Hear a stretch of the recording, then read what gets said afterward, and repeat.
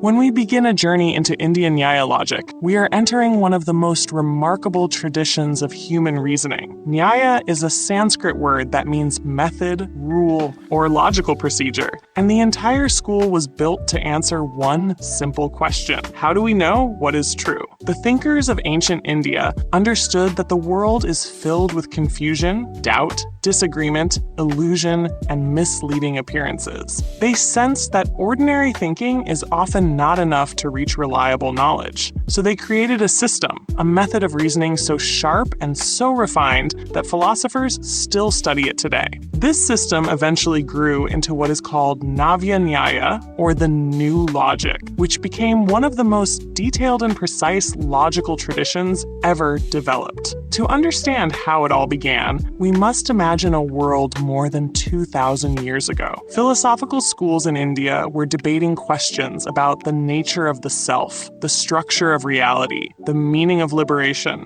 and the structure of valid knowledge. Among these schools, the early Nyaya thinkers emerged as specialists in reasoning. A sage named Gautama, also known as Aksapada Gautama, composed a foundational text called the Nyaya Sutra. This text became the seed from which the entire school grew. The early Nyaya system offered definitions of perception, inference, comparsimony, and testimonies of knowledge. It also provided the famous 5-step structure of argumentation that later became a central pillar of the tradition. While the early system was powerful, later thinkers saw that it could be made even more precise, more structured, and more resistant to ambiguity. Centuries later, scholars like Vatsyayana, Udiotara, Vachaspati Mishra, and Udayana refined and expanded the Nyaya system. Their commentaries added layers of explanation, examples, and debate responses. They argued with rival schools such as the Buddhists, the Sankhya philosophers, the Mimamsa analysts, and many others. Each debate pushed the Nyaya school to think more deeply, define more clearly,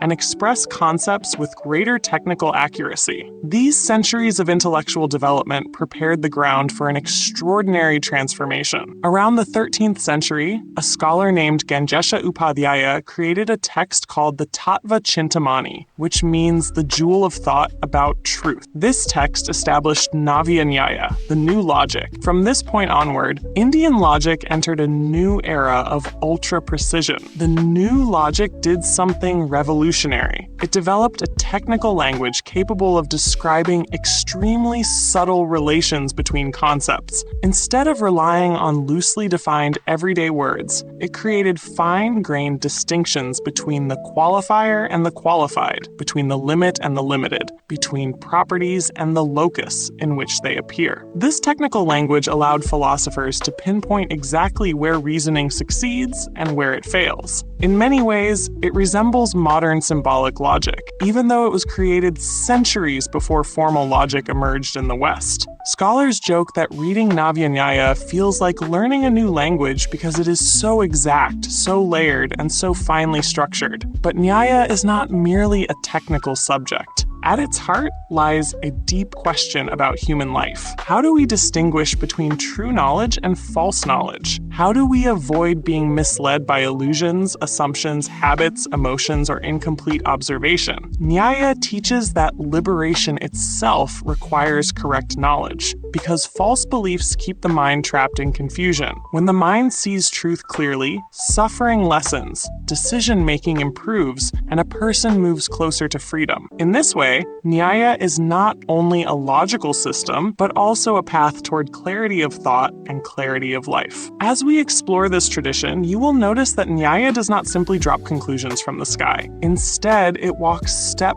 by step, examining how knowledge forms in the mind. It asks how a person uses the senses, how a person draws inferences, how a person compares unfamiliar things with familiar things, and how a person accepts reliable testimony. Each of these becomes a method of gaining knowledge, or in Sanskrit, a pramana. The early Nyaya school recognized 4 pramanas, and later schools discussed them with even greater depth. These pramanas act like pillars holding up the structure of human understanding. When we stand on them, our knowledge becomes stable. When we step off them, we fall into doubt, confusion, or error. Nyaya also developed a full science of debate. In ancient India, philosophical debate was not a form of entertainment. It was a method for discovering truth. Scholars would gather in public halls or temples to engage in structured discussions. Each side had to present a clear thesis, a logical reason, an example, and a conclusion. If someone used a weak argument, the opponent would expose the flaw by citing fallacies defined in Nyaya theory.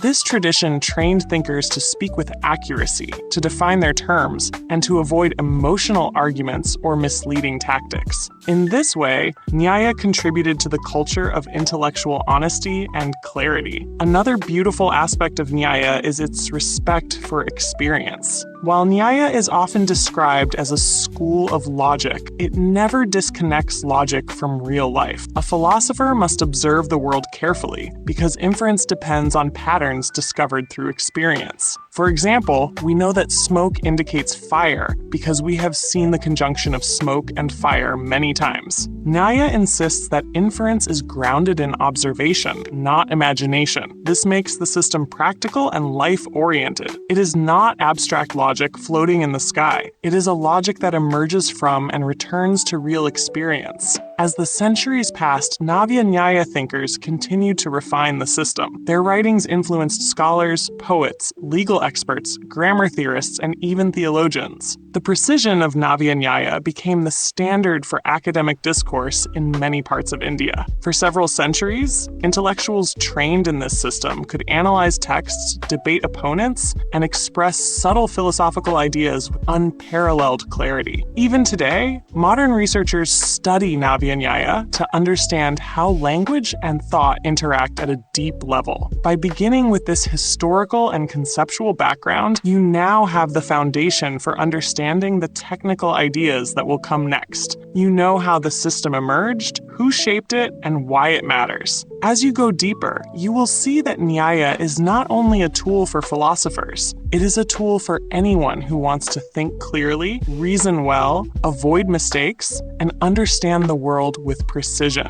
In the next part, we will explore the 4 instruments of valid knowledge, the pramanas, which form the core of the Nyaya understanding of truth. The 4 pillars of knowledge, the pramanas. When we enter the heart of Indian Nyaya logic, we encounter the idea that knowledge is not as a single vague thing. Knowledge has structure. Knowledge has sources. Knowledge has conditions under which it becomes reliable, and conditions under which it becomes doubtful or false. Nyaya thinkers understood that the mind is capable of both clarity and confusion, and they wanted to map out the exact path that leads to certainty. Their answer was the doctrine of the 4 pramanas, the 4 valid means of knowing. These 4 are perception, inference, comparison, and testimony. Each one plays a different role in how we understand the world, and together they form the foundation of all reasoning in the Nyaya system. The first pramana is perception, called pratyaksha. Perception is the direct contact between the senses and the world. When you see a tree, hear a sound, smell a rose, touch a warm surface, or taste something sweet, you are using perception. Nyaya describes perception as knowledge produced by the indriyas, the sensory organs, in direct relation with the object. However, Nyaya does not stop at a simple definition. It distinguishes between 2 stages of perception. The first stage is called nirvikalpa perception, which means perception without concepts.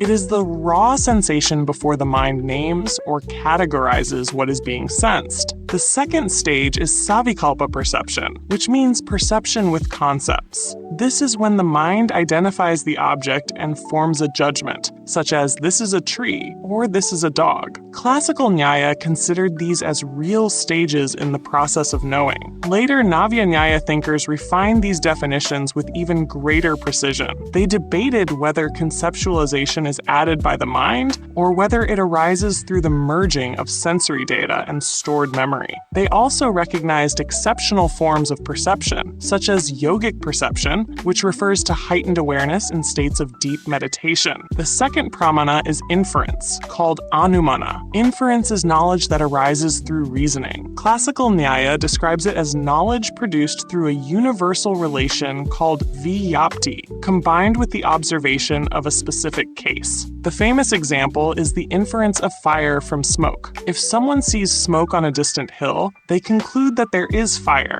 because they know that smoke is universally connected with fire. Inference therefore depends on two things. First, a universal relation, which means that whenever the hetu, or the sign, is present, the sadhya, or the inferred property, must also be present. Second, the observation of the sign in the subject under discussion. Nyaya divides inference into three types. The first is inference for oneself, when you silently reason in your own mind. The second is inference for others, which requires a 5-step structure of explanation. The third is inference based on previously known universal relations, where the mind moves from memory to conclusion. Navya Nyaya made this system even more precise by analyzing every part of inference, from the sign to the universal relation to the psychological process of applying that universal relation to the case at hand. In our modern world, inference is everywhere. We infer that a person is tired by noticing drooping eyes. We infer that rain is coming by noticing dark clouds.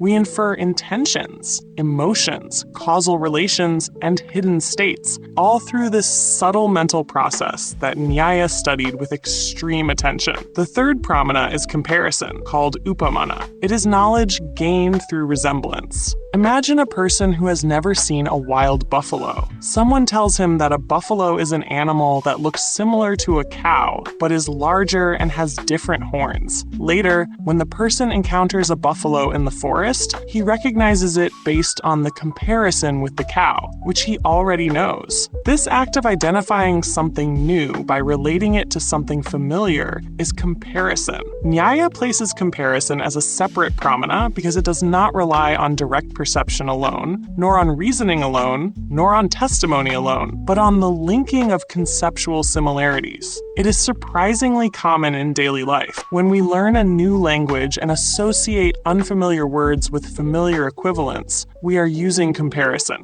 When we identify a new software interface by comparing it to one we already understand, we are using comparison. When a teacher explains a difficult concept using an analogy, they rely on comparison. Through this pramana, Nyaya acknowledges that the human mind naturally organizes knowledge through patterns, analogies, and resemblances. The fourth pramana is testimony, called shabda. Testimony is knowledge that comes from the words of a reliable person or reliable source. Nyaya carefully defines reliability as someone who is truthful, knowledgeable, and free from intention to deceive. Testimony includes spoken words, written texts, and any communication that carries meaning. In ancient India, scripture was considered a major form of testimony, but Nyaya does not limit the concept to religious texts. It includes all valid reports, such as a doctor's diagnosis, a teacher's explanation, or a weather report. Testimony is essential in human life because no one can directly observe everything. We rely on others to tell us about history, geography, science, and countless facts that we cannot verify on our own. Navya Nyaya enriched this idea by examining the structure of sentences, the relation between words and meanings, and the mental process through which a listener understands a statement. Testimony therefore brings together language, trust, and cognition in a single unified process.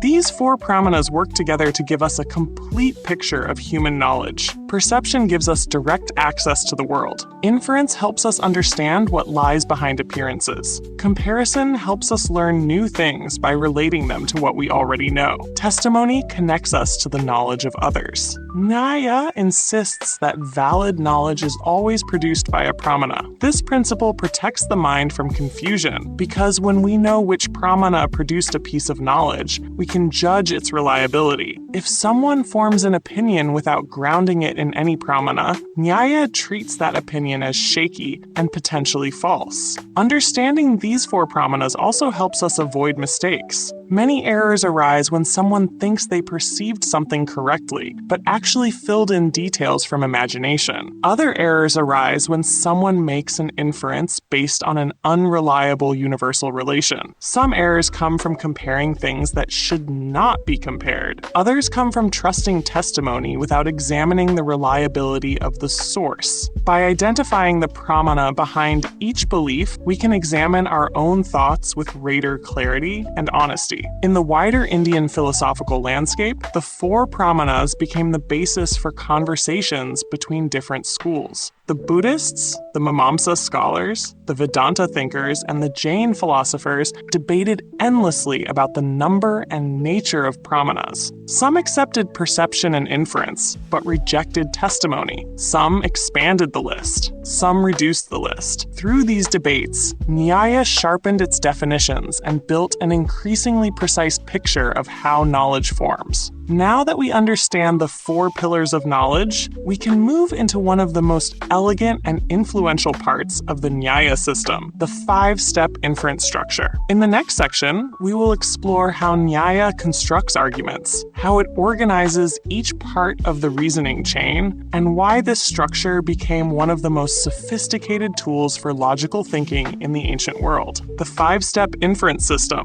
When we move deeper into Indian Nyaya logic, we reach one of its most elegant and influential ideas, the five-step structure of inference. This system is not just a method of argument. It is a disciplined way of thinking that forces the mind to move in a clear, orderly, and justified manner from a claim to a conclusion. Nyaya calls this structure the five-membered inference. It is a sequence of steps that transforms an idea from a mere belief into a well-grounded piece of knowledge. Even though these five steps were originally used in debates, they are really a map of the reasoning process inside the human mind. Once you understand how these steps work, you begin to see the logic behind everyday judgments and scientific thinking. The first step is called pratina, which means the thesis. The thesis is the statement that the speaker wants to prove. It is a simple declaration, usually about some property or condition of a subject. For example, if you say that the hill has fire, that is your thesis. In this step, you simply put the claim on the table. You do not yet justify it. You do not argue for it. You only state what you propose to demonstrate. Nyaya insists that a thesis must be clear, unambiguous, and meaningful. A vague thesis cannot lead to sound reasoning because you cannot prove what you cannot clearly express. In daily life, many arguments fail at this first step because people argue without a clear thesis. They speak around a point but do not define the point. Nyaya prevents that confusion by beginning with direct clarity. The second step is called hetu, which means the reason. The reason explains why the thesis should be accepted. It must be a property present in the subject that points toward the thing you want to prove. In the example of the hill, the reason is the presence of smoke. You say that the hill has fire because the hill has smoke. The reason must meet several conditions. It must be present in the subject. It must be a sign that is linked with the property to be proved. It must not be contradicted by experience. And it must not be present in situations where the property is absent. Nyaya gives a detailed set of rules for what counts as a valid reason, and we will study fallacies of reason in Part 5. For now, it is enough to understand that the reason is the bridge between the thesis and the conclusion. The third step is called udaharana, which means the example. The example illustrates the universal relation between the reason and the property to be proved. In simpler terms, the example shows a place where the reason and the conclusion always occur together. In the classical demonstration, the example is a kitchen because a kitchen has smoke and fire together in a regular and observed manner. By presenting an example, you are reminding your opponent or your own mind about the universal connection between the reason and the property to be proved. The example also shows that the link between the reason and the conclusion is not accidental, but grounded in repeated observation. Without such a universal connection, inference would collapse, because you cannot infer one thing from another unless they are connected in a stable and reliable way. Therefore, the example teaches the mind to rely on known patterns rather than random associations. The fourth step is called upanaya, which means the application. In this step, you take the universal relation demonstrated in the example and apply it to the specific case. You say that the hill has smoke, which is similar to the smoke observed in the kitchen, and therefore, the universal rule applies to the hill. This step makes the reasoning precise because it shows that the subject of the thesis is genuinely connected to the universal relation. It is not enough to know that smoke and fire are connected somewhere. You must show that the smoke on the hill fits the same pattern. In many debates, this step becomes crucial because the opponent may argue that the smoke on the hill is different in nature, origin, or condition from the smoke in the example. Upanyaya forces clarity and prevents the mind from jumping too quickly from general principles to specific cases. The fifth and final step is called nigamana, which means the conclusion. This is where the argument reaches its final form and states that the thesis is now established. You say that therefore the hill has fire. The conclusion repeats the thesis, but now it repeats it as proven rather than proposed. This repetition is not unnecessary. It serves a cognitive purpose. It tells the mind that the chain of reasoning has closed. It signals that a belief has transformed into knowledge supported by a valid pramana. It draws a mental boundary that distinguishes the reasoning process from other thoughts. Nyaya always emphasizes that an argument is complete only when the conclusion is clearly stated. These 5 steps are more than a debating technique. They represent a deep psychological analysis of inference. Nyaya believes that knowledge arises from a specific mental sequence. First, you recognize a thesis. Then you note the presence of a reason. Then you recall a universal relation between the reason and the inferred property. Then you apply that universal relation to the subject at hand. Finally, you arrive at the conclusion. The 5 steps mirror this mental process and make it explicit. In everyday life, we often omit some steps because we reason quickly and subconsciously. For example, when you see dark clouds, you immediately think it will rain, without going through a 5-step process consciously.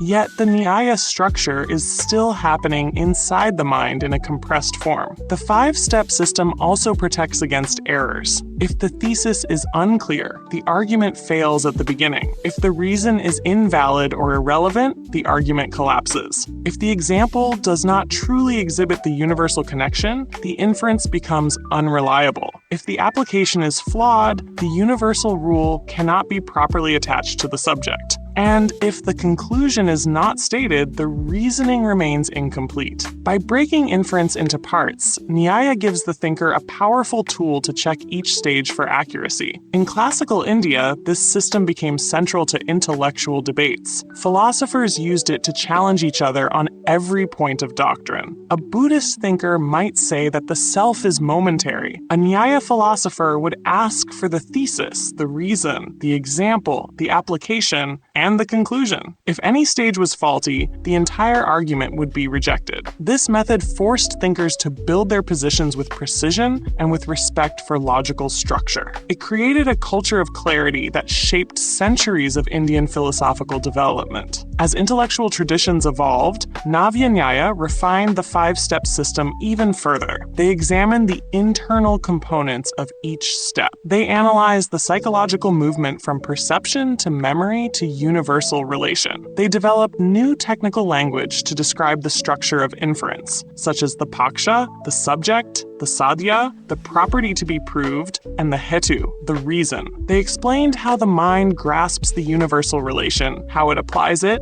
and how it forms the final cognition called the inferential knowledge. Navya Nyaya allowed philosophers to distinguish between the sign itself, the universal connection, the recognition of that connection, and the mental act of applying it. This level of detail shows how deep the Nyaya tradition went into the structure of human reasoning. The 5-step inference system may appear old, but in reality, it is timeless. Modern scientific reasoning relies on similar principles. You observe something, you identify a reason, you connect it to a known pattern, you apply the pattern, you conclude. Even in simple daily conversations, this structure helps prevent confusion. When someone states a claim but gives no reason, we feel something is missing. When someone gives a reason but no example, the argument feels incomplete. When someone jumps to a conclusion without explaining how the case fits the rule, we sense sense that the reasoning is weak. In all these moments, we are intuitively responding to Nyaya structure.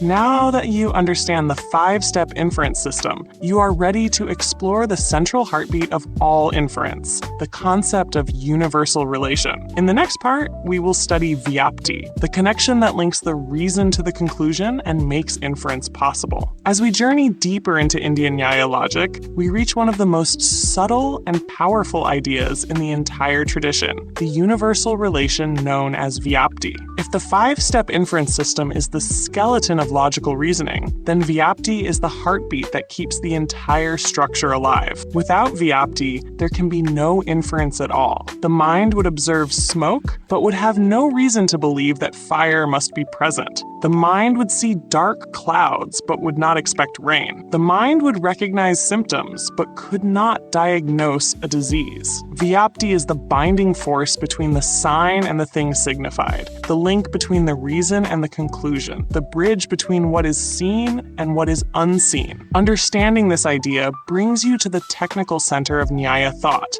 To grasp vyapti, we begin with a simple but profound insight. Inference always moves from something observed, in the present case, to something not directly observed. When you see smoke on the hill, you infer fire, even though the fire itself is hidden. The sight of smoke alone is not enough to justify the inference, unless the mind is convinced that smoke is universally connected with fire. Vyapti is this very connection. It means that wherever the hetu, or reason, is present, the sadhya, or the property to be proved, must also be present. This must is crucial. Nyaya is not satisfied with accidental connections. It seeks a relationship that is regular, reliable, and grounded in experience. The discovery of such a connection is what allows inference to rise from mere guesswork to the level of valid knowledge. Nyaya philosophers explain that vyapti is known through repeated observation and the absence of contradictory cases. For example, a person observes smoke in kitchens, cremation grounds, fireplaces, and forest fires, and in every such place, fire is also present. At the same time, the person observes places where fire is absent, such as lakes or cities under heavy rain, and in such places, smoke is also absent. Through this double process, the mind forms an awareness that smoke never occurs without fire. This is the foundational structure of vyapti. It is not produced by imagination or superstition.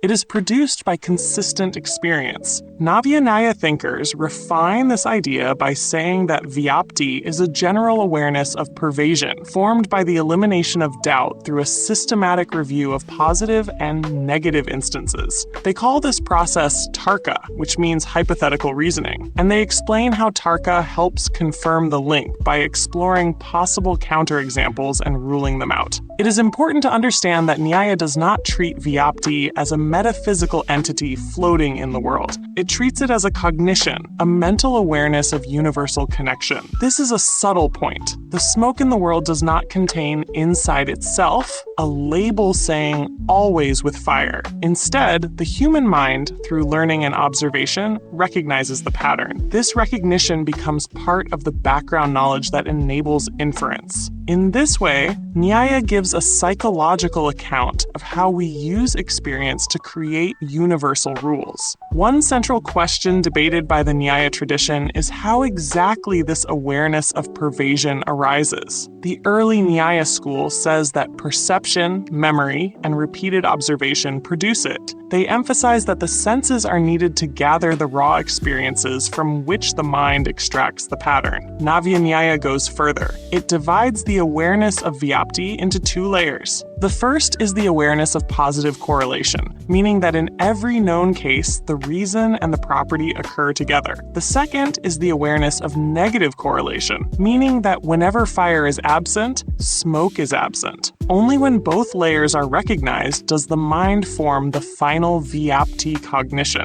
This 2-sided structure protects the mind from mistakenly believing in universal connections that are only partially true. To understand why this is important, imagine Imagine someone notices that whenever he wears a certain color of shirt, he seems to have a good day. He might think that the shirt color causes good luck. This is an example of false pervasion because he has only witnessed positive correlation, but has not examined negative correlation. He has not checked whether there are days when he has good experiences without wearing that shirt. He has also not checked whether there are days when he wears the shirt but does not have a good experience. Without this double examination, the belief in a universal link is unreliable. Nyaya solves this problem by insisting that true Vyapti requires a comprehensive review of both presence and absence cases. Another fascinating aspect of Vyapti is that it is not always discovered through direct observation.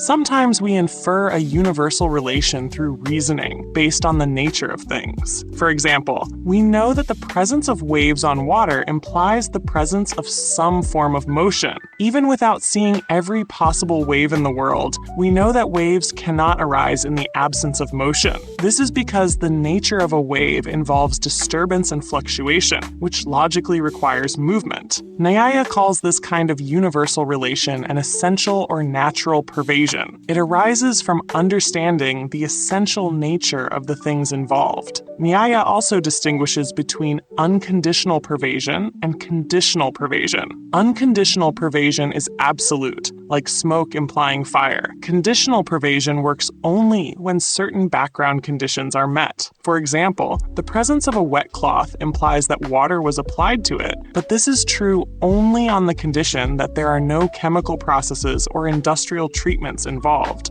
Navi and Nyaya developed extremely sophisticated models to handle such cases. They described conditions, qualifications, limitations, and contexts in a technical language that modern scholars compare to mathematical logic. Vyapti also plays an important role in debates. When two philosophers argue, the opponent may challenge the Vyapti behind an inference. If a Buddhist debater claims that everything that is momentary is subject to destruction because all momentary things he has observed have been destroyed, a Nyaya philosopher might counter by asking whether there are any examples of momentary things that are not destroyed, or whether the opponent has mistaken partial observation for universal relation. In this way, the question of Vyapti becomes the central point of dispute. If the Vyapti is shown to be weak, the entire inference collapses. If the Vyapti is strong, the inference becomes undeniable. One of the most beautiful contributions of Navi and Nyaya is its analysis of how the mind applies Vyapti during inference. The tradition explains that when a person sees smoke on the hill, the mind does not simply jump to fire. Instead, the mind first recollects the universal relation that smoke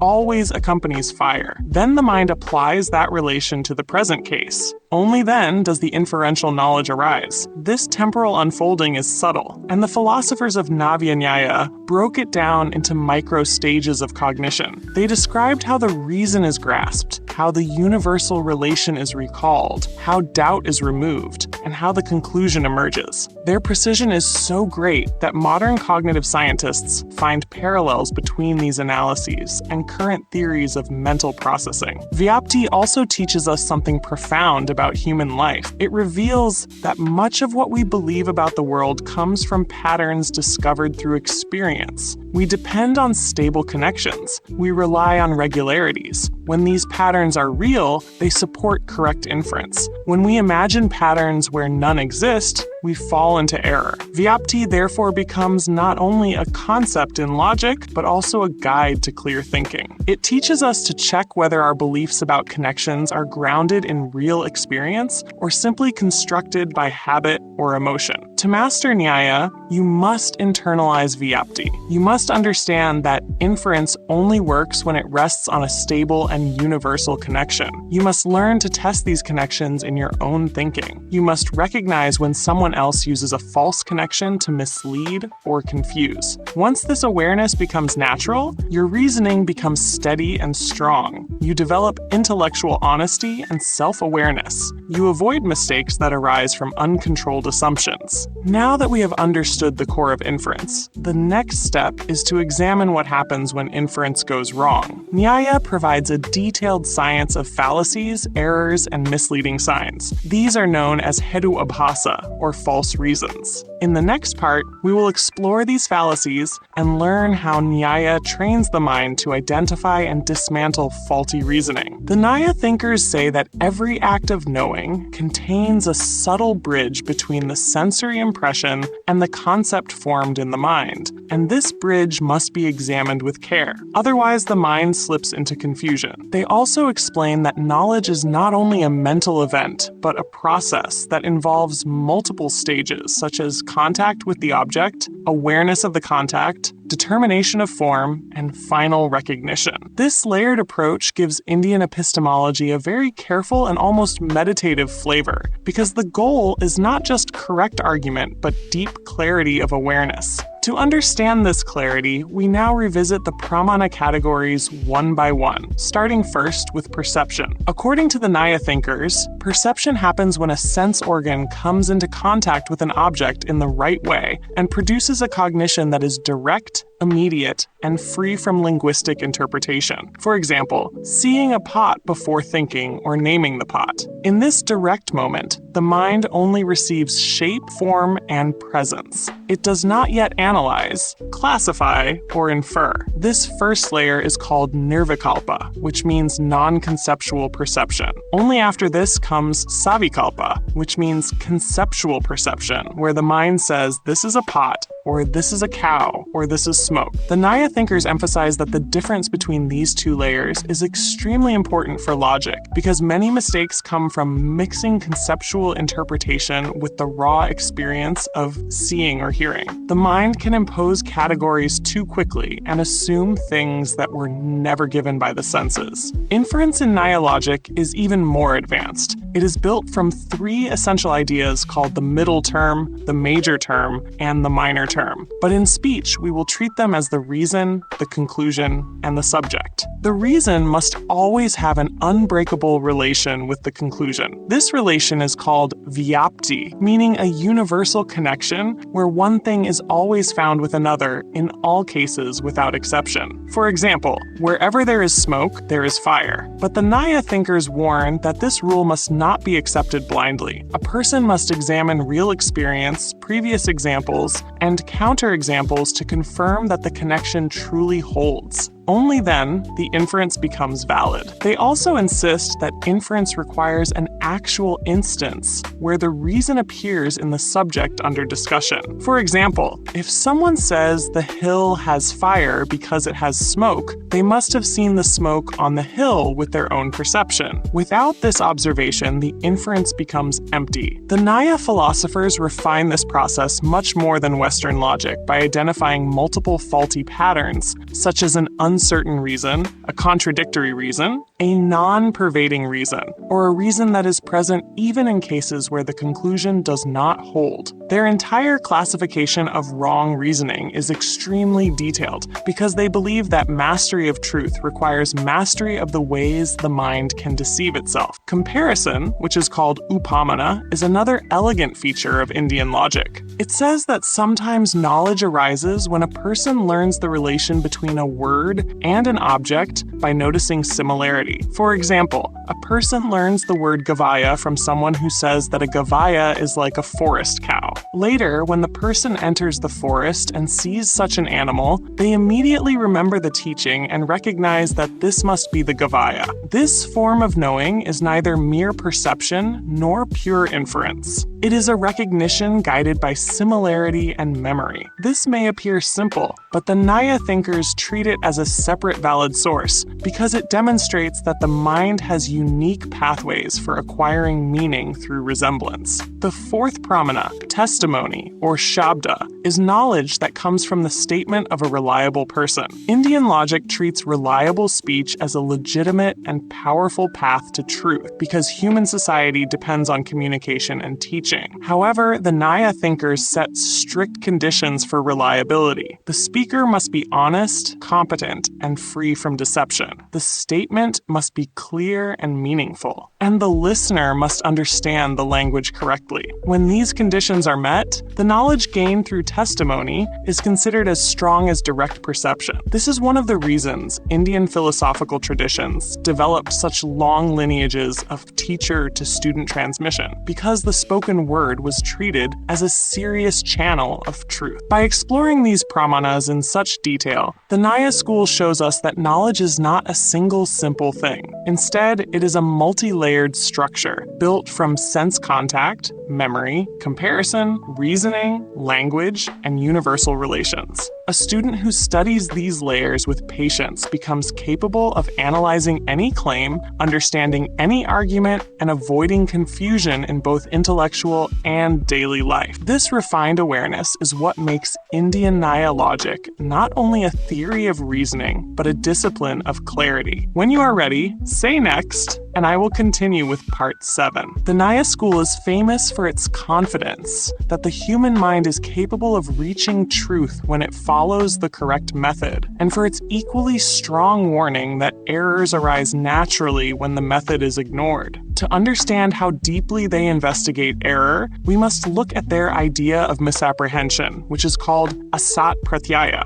According to Nyaya thinkers, every error is a confusion between a real object and an imagined object. And this confusion can happen at various stages of perception or inference. For example, when someone mistakes a rope for a snake in dim light, the error does not come from pure imagination alone, nor from the rope alone. It arises from a mixture where the mind overlays a memory impression of a snake onto the faint shape of the rope. This mixture creates a false perception that feels real until corrected by closer inspection. The Nyaya thinkers use such examples to show that error is not random. It has a structure. The mind fills gaps when perception is unclear. It imports impressions from memory. It mixes conceptual layers with raw experience. And it reaches premature conclusions before all conditions are satisfied. When a student learns these mechanisms, they become more sensitive and careful in daily decisions and philosophical arguments. The Nyaya theory of error also deals with cognitive illusions produced by assumptions. For instance, if someone assumes a universal rule without verifying it, they may falsely apply it to situations where it does not hold. This is known as vyapti error. The thinkers therefore insist that universal relations must be tested in diverse conditions, across different places, times, and objects. Only then can an inference be trusted. They also mention the error of linguistic confusion, where a person misinterprets a sentence because of ambiguity or because they attach the wrong meaning to a word. This is especially important in a culture rich in layered scripts and multiple philosophical schools. Through these examples, the Nyaya thinkers build an entire psychology of mistakes. Their message is that understanding error is as important as understanding truth, because truth emerges clearly only when the mind learns how not to deceive itself. Alongside the theory of error stands the great tradition of structured debate called Vada. The Nyaya philosophers created a sophisticated system of debate rooted in respect, clarity, patience, and methodological discipline. They believed that debate was not a fight, but a joint search for truth. This is why they classified debates into constructive debate, destructive debate,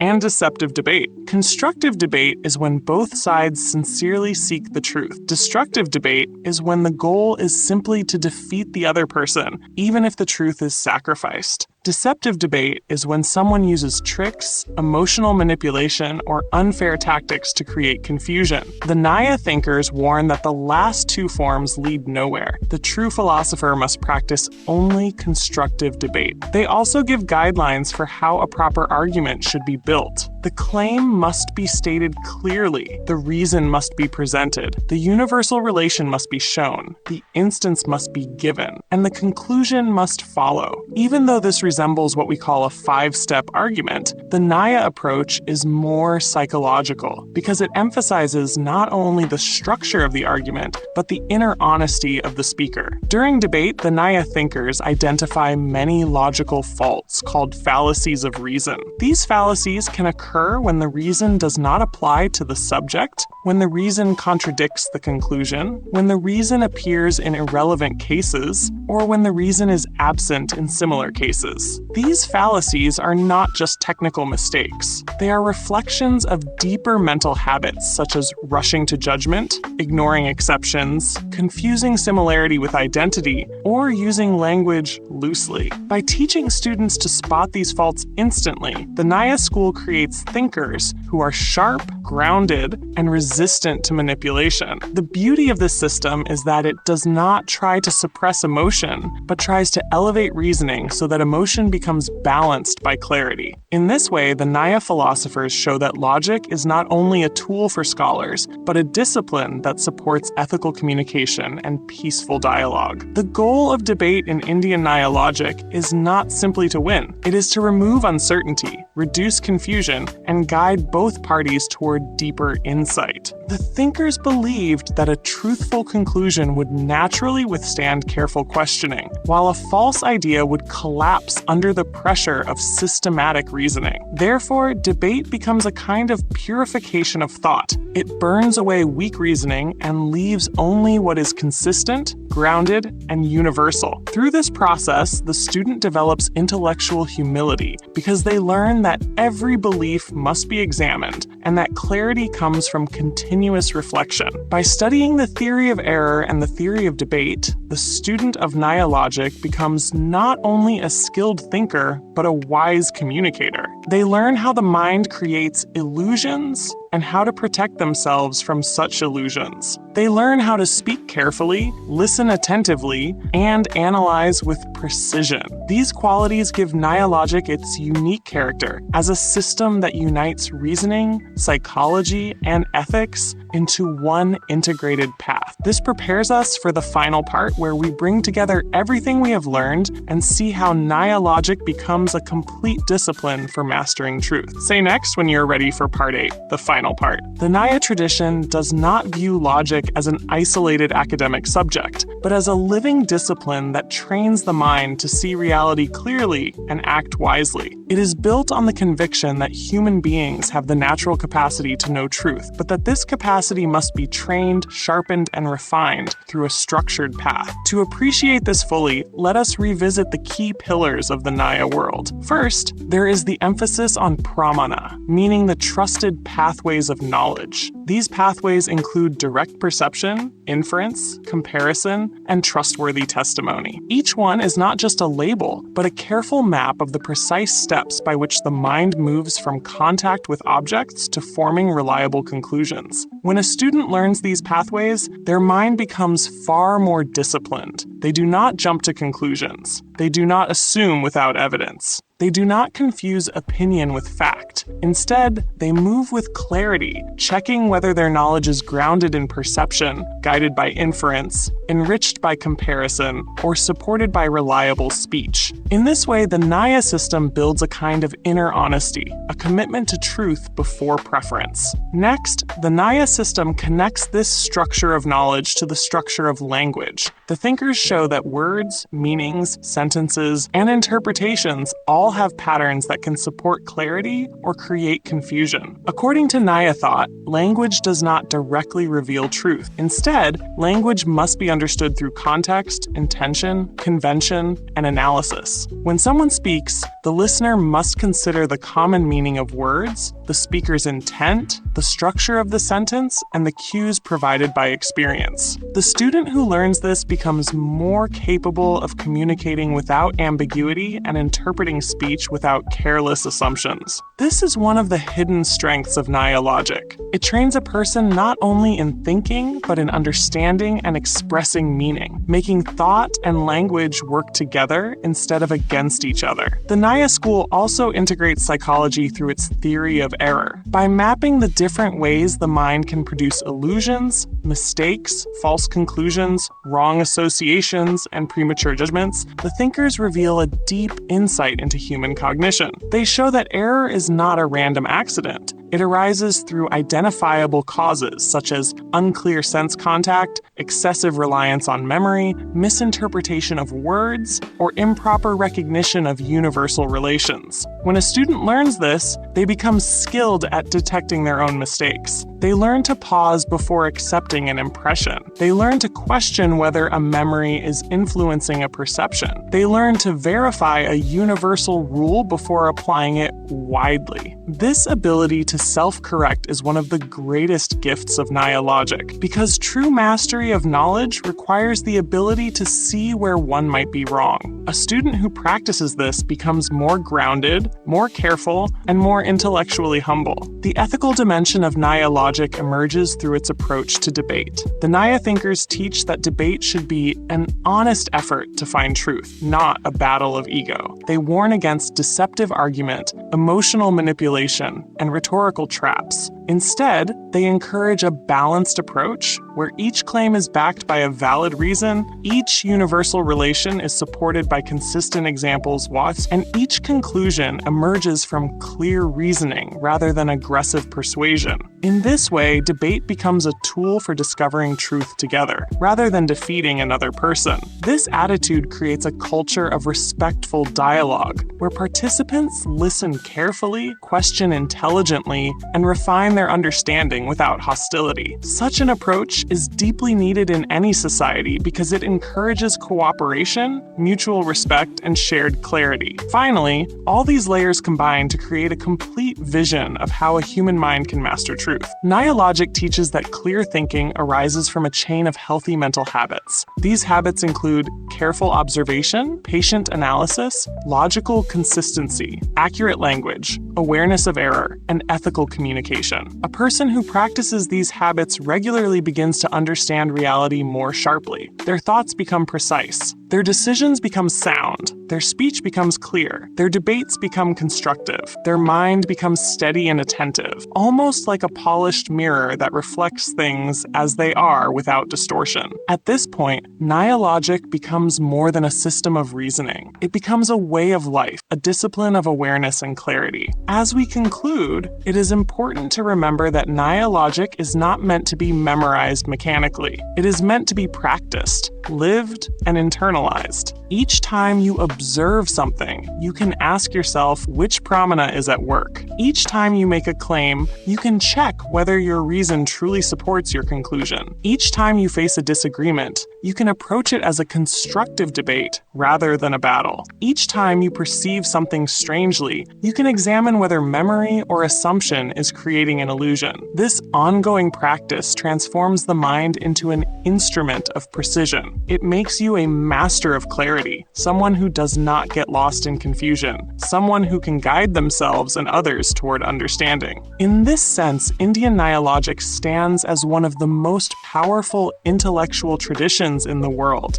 It unites the analytical sharpness of logic, the empirical care of observation, the discipline of language, the subtlety of psychology, and the ethics of communication into one unified path. A person who walks this path slowly becomes a master of thought. Their mind becomes less reactive and more reflective. Their conclusions become trustworthy. Their understanding becomes deep, and their search for truth becomes a lifelong journey supported by clear methods and disciplined awareness. This is the final gift of Nyaya logic. It shows that truth is not distant, not mysterious, and not unreachable. Truth is attainable through disciplined thinking, and disciplined thinking can be learned by anyone who is patient, attentive, and willing to question themselves. With this, we complete the 8-part journey, and you now stand equipped with the core structure of Nyaya logic, ready to continue the practice on your own and grow into a clearer, wiser, and more grounded thinker. In this extended section, we explore the fallacies described in the Nyaya tradition,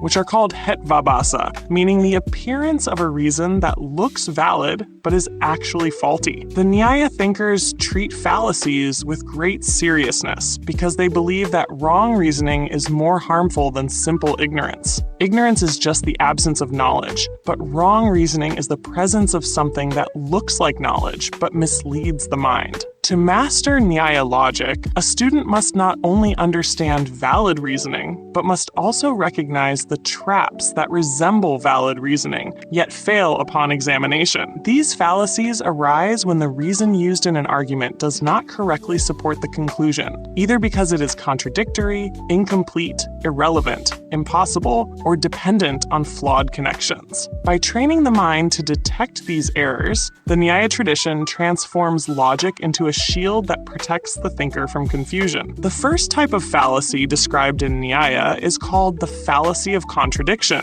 This happens when the reason presented actually proves the opposite of what the speaker claims. For example, if someone says sound is eternal because it is produced, the reasoning collapses instantly because being produced is actually the characteristic of something that is non-eternal. The reason undermines the conclusion instead of supporting it. The Nyaya thinkers explain that such fallacies arise when a person confuses categories or does not examine the essential properties of the subject. They advise students to always check whether their reason naturally aligns with their conclusion. If the alignment is reversed, the argument cannot stand even for a moment. The second type of fallacy is called the fallacy of the inconclusive reason. This happens when the reason does not prove the conclusion because it can lead to multiple possible outcomes. For example, if one says that an object has fire because it is visible, this is inconclusive because many things that are visible do not have fire. The reason is too broad and does not uniquely point to the conclusion. The Nyaya thinkers state that inconclusive reasons often appear convincing because they contain a small truth, but the truth is not specific enough. The student learning Nyaya logic must therefore develop the ability to test whether a reason truly singles out the conclusion or whether it leaves room for doubt. The third type of fallacy is the fallacy of the contradicted reason. This occurs when the reason is found in situations where the conclusion does not hold. For example, someone may argue that a lake contains fire because it contains smoke, but if the so-called smoke is actually fog, then the reason collapses because fog is often seen where there is no fire. According to the Nyaya tradition, a reason must always be found only in situations where the conclusion is true. If it appears in situations where the conclusion is false, it becomes a faulty reason. This fallacy teaches the student the importance of examining counterexamples, because counterexamples reveal the weakness of a false rule. The fourth type of fallacy is known as the fallacy of the unestablished reason. This happens when the reason used in the argument is itself doubtful or unproven. For example, if someone claims that a person is wise because they have a mysterious aura, the reason fails because the idea of a mysterious aura is itself unclear and cannot be verified. The Nyaya thinkers teach that a reason must be grounded in reliable perception, valid inference, or trustworthy testimony. A vague or imaginary reason cannot establish a conclusion. This fallacy protects the mind from arguments that rely on uncertain observations or highly subjective impressions. The fifth major fallacy in Nyaya is the fallacy of the impossible reason. This occurs when the reason presented cannot logically exist in the subject. For example, if someone argues that sound is visible because it has color, the argument collapses because sound cannot have color. The reason is impossible by definition. This type of fallacy reminds the student that logic must respect the inherent nature of things. One cannot assign properties to objects that contradict their essential characteristics. Recognizing this protects the mind from arguments that rely on impossible combinations. Beyond these major fallacies, the Nyaya system also describes subtle forms of error that arise in debate. One such subtle error occurs when a speaker uses a reason that is technically correct, but fails because it belongs to a category unrelated to the subject under discussion. Another subtle error arises when a speaker uses a reason that is true only under special conditions, but applies it as if it were universal. These nuanced fallacies demonstrate how